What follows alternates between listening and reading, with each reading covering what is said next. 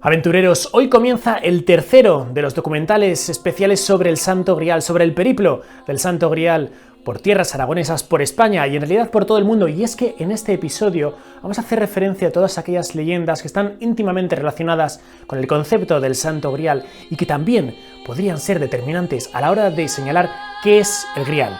Comenzamos en el tercero y último episodio de las aventuras del Santo Grial y de la búsqueda del Santo Grial.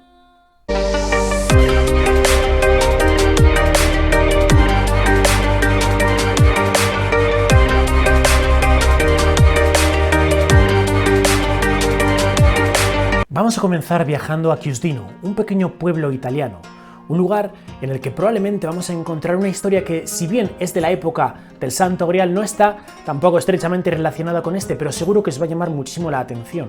Todos sabemos que las leyendas artúricas probablemente hablen de esos caballeros de la tabla redonda que eran poseedores del Santo Grial. Pues bien, ¿y si en una piedra, en un pequeño pueblo italiano, encontrásemos incrustada una espada que nos recordaría bastante a la del rey Arturo? Esta es su historia.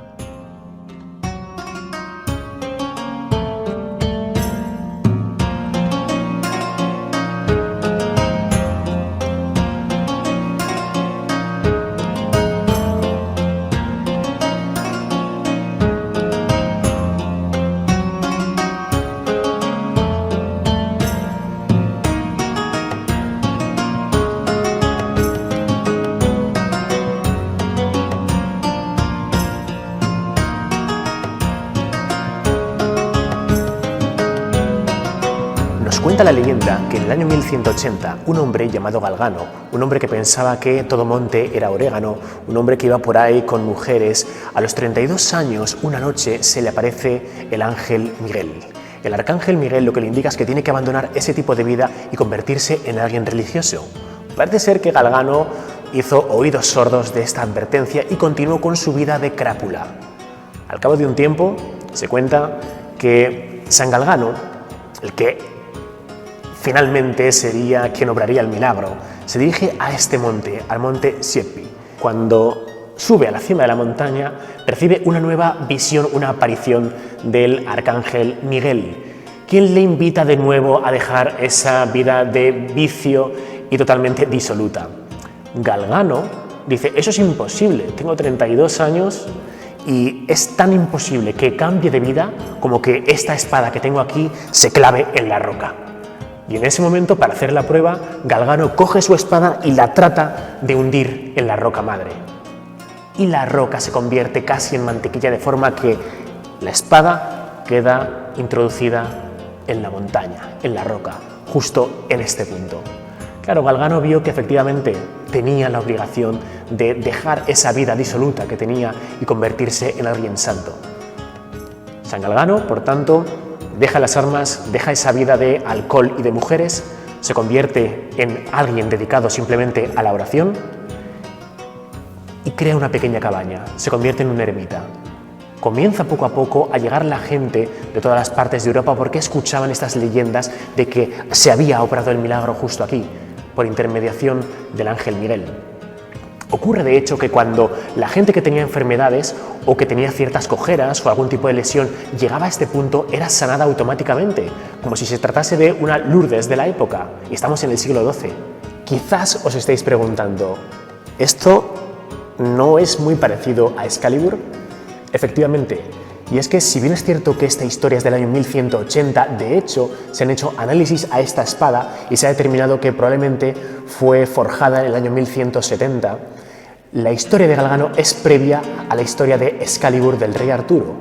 De hecho, ni siquiera Excalibur es la espada que el rey Arturo consigue extraer desde la roca, sino que Excalibur es la espada que aquella dama del lago mística le entregaría al rey Arturo. Y posteriormente la leyenda del asunto de que la espada sería extraída por parte de ese rey Arturo vendría probablemente dibujada a raíz de historias que por toda Europa ya se comenzaban a escuchar de aquí, de San Galgano, de esta espectacular espada que ahí sigue desafiando al tiempo. Otro de esos grandes misterios que es tremendamente atractivo es la relación entre los pobres caballeros de Cristo, es decir, los templarios, y el Santo Grial. Lamentablemente, esta relación probablemente es más mítica, más literaria, más ciencia ficción que otra cosa. Y es que ambos conceptos ni siquiera son coincidentes en el tiempo. Con la conquista de Jerusalén por parte de los cruzados y la llegada al poder del rey Balduino II otorgaría a la fundación creada recientemente los pobres caballeros de Cristo justo este punto. Nos encontramos justo en la mezquita Al-Aqsa, lo que serían las antiguas caballerizas del Templo de Salomón. Esos 9 caballeros se encontrarían justo aquí durante años excavando, cuando su principal cometido era en realidad el de proteger a los peregrinos en su peregrinar hasta Tierra Santa de los posibles problemas y de los asesinatos constantes que se iban produciendo a lo largo de todo este camino hasta aquí, hasta Jerusalén. Sabemos que no cumplieron en un principio este cometido, sino que estuvieron aquí durante años excavando. Algo se encontraban buscando ahí y se ha especulado con que realmente lo que encontraron fue el Santo Grial. El problema es que el propio concepto de Santo Grial que hemos visto que nos trae con esta denominación tal cual, el mismísimo Chrétien de Troyes, no existía en 1117. En 1117 se crea la Orden de los Templarios. En 1180, Chrétien de Troyes habla de un Grial. ¿De dónde viene la palabra Santo Grial? Y es que en los últimos años, con la explosión que tuvo el Código Da Vinci, que en realidad utilizó las ideas que a su vez venían expresadas en un libro conocido como el Enigma Sagrado, se indicaba que la palabra Santo Grial vendría del francés sang real, es decir, sangre real, esa supuesta unión entre Jesucristo y María Magdalena, de la cual brotaría ese Santo Grial, del cual brotaría por tanto el heredero sagrado entre Jesús y María Magdalena. Hoy en día, cuando por ejemplo viajamos directamente a Milán y entramos en Santa María delle Grazie, podemos tratar de especular, así que ¿por qué no ir hasta allí? Vamos a entrar en el convento de Santa María delle Grazie, vamos a hacer referencia a las principales historias y teorías de la obra de Leonardo, así que sin más dilación, acompañadme y nos adentramos en el cenáculo.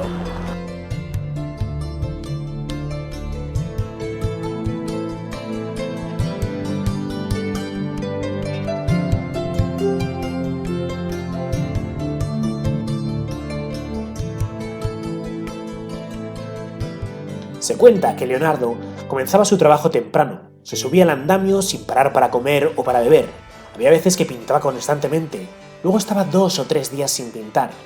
De repente aparecía un día, se quedaba mirando durante horas las figuras que ya estaban pintadas y se marchaba. Otros días llegaba allí, simplemente daba una serie de pinceladas y se marchaba.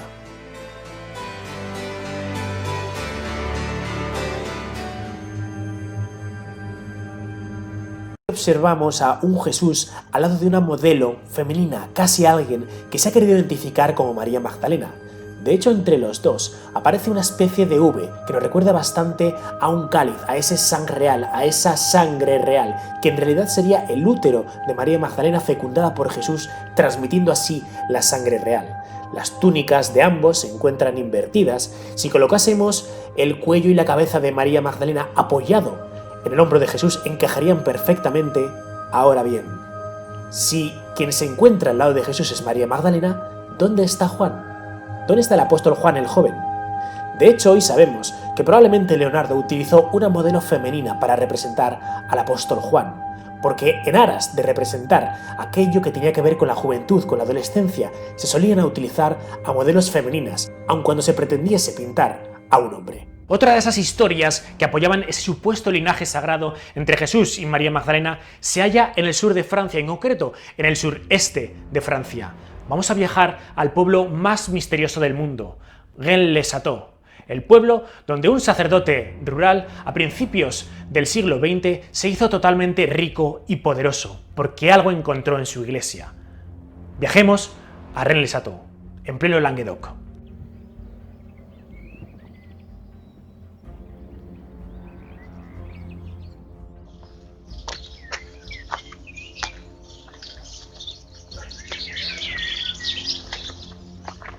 Prohibido excavar en todo el pueblo. Ni zanjas, ni boquetes, no se os ocurra venir con una pala aquí de forma desafiante porque vais a tener problemas. Es que en 1965 se estableció una normativa por cuanto en Rennes-le-Château no se podía excavar absolutamente nada. Fue tal la fiebre del oro que acaeció en este lugar que todo el mundo venía a pasar el fin de semana, venía los domingos con palas, con dinamita incluso, y dejaron este pueblo como un auténtico queso gruyère, tratando de encontrar el tesoro del abad Saunier. Así que vamos a entrar, estamos justo en la entrada de Rennes-le-Château, a ver cuál es el misterio que esconde los secretos de Rennes-le-Château. ¿Cuántos documentales, cuántos pósters, cuántas publicaciones, ¿no? La mítica Torre Magdala. Ahora sí, estamos en Rennes-le-Château, así que vamos a relatar cuál es la historia y por qué es un lugar tan misterioso, Rennes-le-Château y todo lo que rodea a este punto. Probablemente, si habéis visto, si habéis leído el Código Da Vinci, os va a sonar todo esto. Estamos en 1885. Un sacerdote rural, Berenguer Saunier, es destinado justo a este punto. Algunos dicen que no destinado, sino desterrado, porque en realidad Berenguer Saunier era una patada en la espinilla de la iglesia.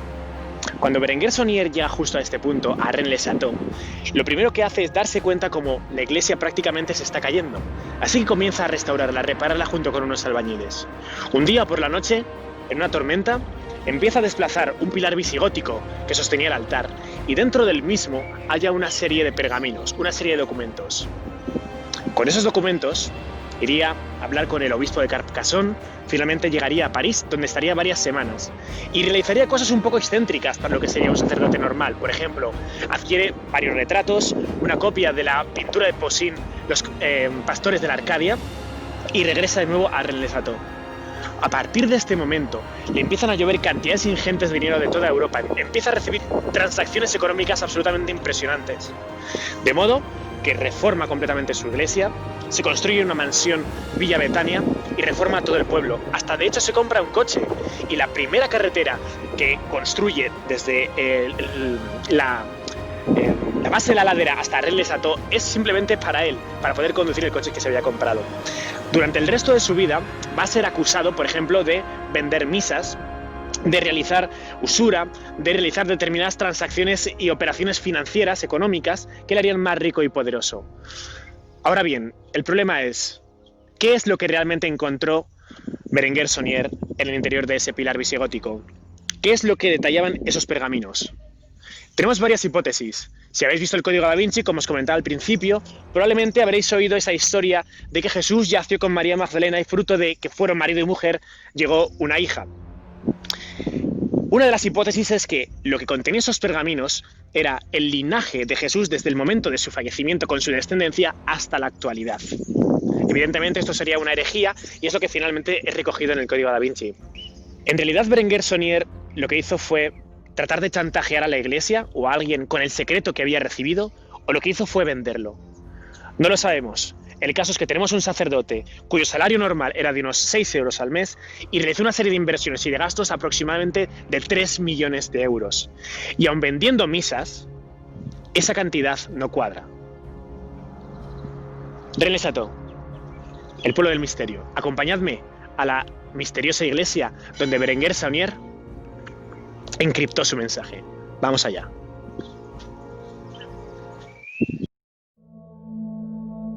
La iglesia de Santa María Magdalena, curiosamente nombre en español, nos recibe con este dintel: Terribilis est locus iste. Este lugar es terrible. Curiosa bienvenida para entrar en una iglesia.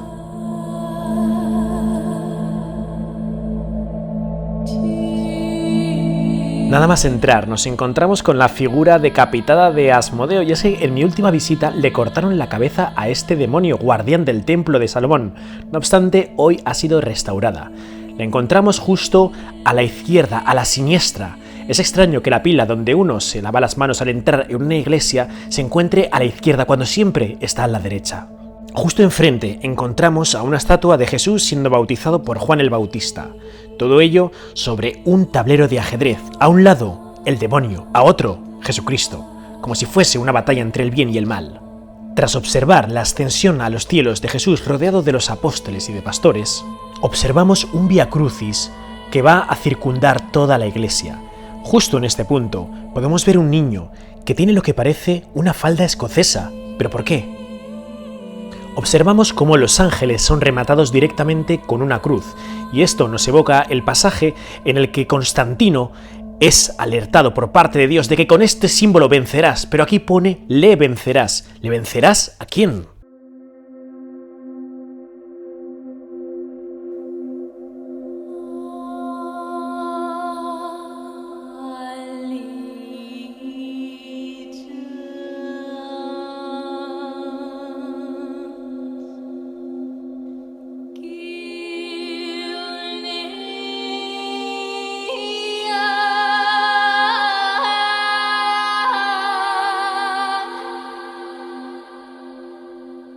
Seguimos avanzando por el Vía Crucis y ante nosotros una estatua de María Magdalena.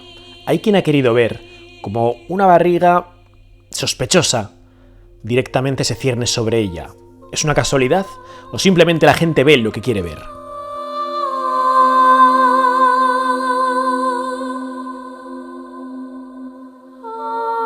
Una de las escenas más polémicas la encontramos justo aquí.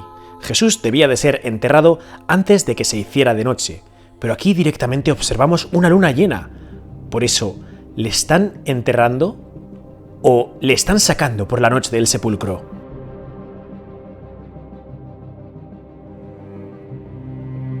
Y de repente en el altar observamos a San José y a la Virgen María, pero con la particularidad de que cada uno de ellos tiene un niño Jesús. ¿O acaso estamos hablando de gemelos? ¿Qué estamos viendo aquí? Ninguna otra iglesia en todo el mundo representa algo parecido. Abandonamos la iglesia recorriendo de nuevo su ajedrezado, y es que una cantidad ingente de preguntas cae sobre nosotros. ¿Qué demonios encontró el abad Saunier en esos pergaminos? ¿Qué hizo que le convirtiese en alguien rico y poderoso, cuando simplemente era un cura de pueblo?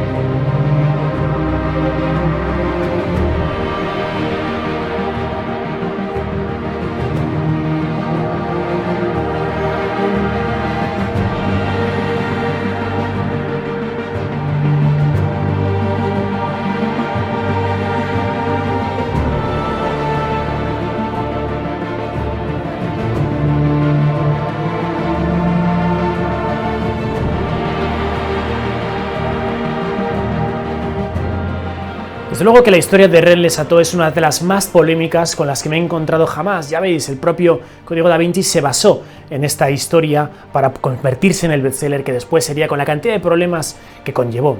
Pues bien, como hemos visto, hay una serie de griales dispersos, no solo el propio Santo Grial o Sang Real al que se refería el Código da Vinci, que estaría íntimamente ligado con el pueblo de Rennes les Chateau. Vamos a dirigirnos de nuevo a España, esta vez a León, porque allí, en tierras leonesas, se cuenta que también hay un santo grial que pugna por ser el auténtico grial que utilizó Jesús para beber en la última cena. Allí nos dirigimos. En el año 2010 apareció un nuevo candidato, el que le llaman el grial de la Colegiata de San Isidoro de León, en la provincia de León, en España. Pues bien, la historia es apasionante. Es la siguiente. Al parecer, durante el siglo XI hubo una enorme hambruna en Egipto. De hecho, el sultán del Cairo le pidió ayuda al emir de Denia, un hombre llamado Ali Iqbal al-Dawla, quien le envió cierta ayuda para sobreponerse a esta hambruna. Como recompensa, el sultán del Cairo le preguntó al emir de Denia que qué es lo que quería, qué podía hacer para recompensar su ayuda. Y este le dijo que sabía que en Jerusalén se bendecía y existía un cáliz al que llamaban el cáliz de los apóstoles, y que probablemente ese cáliz le vendría de maravilla para negociar con el rey de León, Fernando I. Dicho y hecho, el sultán del Cairo le entregó al emir de Denia este cáliz, el cáliz de los apóstoles, y el emir de Denia, sabiendo que Saladino tenía una hija enferma, arrancó una esquirla de este cáliz y se lo envió directamente a Saladino, para que sirviese para curar a su hija.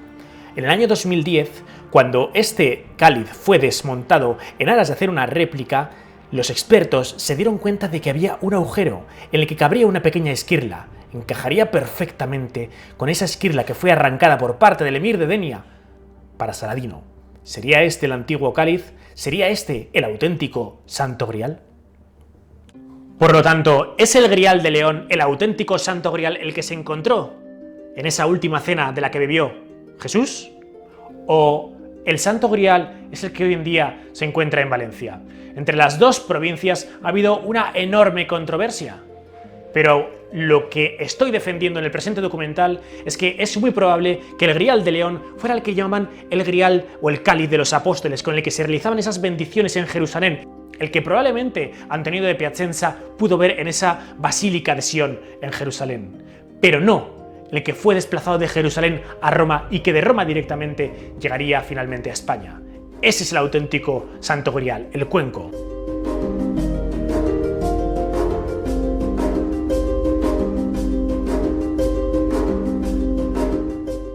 Y fijaros qué detalle, durante la Guerra Civil Española, por miedo a que se perdiese o que se destruyese el Santo Grial de Valencia, este fue trasladado de la capilla del Santo Cáliz directamente al pueblo de Carlet, relativamente cerca de la ciudad de Valencia, y allí se tapió en el interior de la pared de una cocina. Allí se encontraría para ser protegido ante una posible destrucción. ¿Os imagináis el Grial en vuestra casa, tapiado en la pared de vuestra cocina?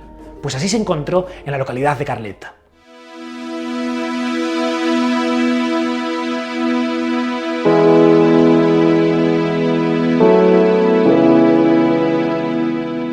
A lo largo de estos minutos hemos tratado de arrojar luz en cuanto a qué es en realidad el Santo Grial y dónde se puede encontrar a día de hoy.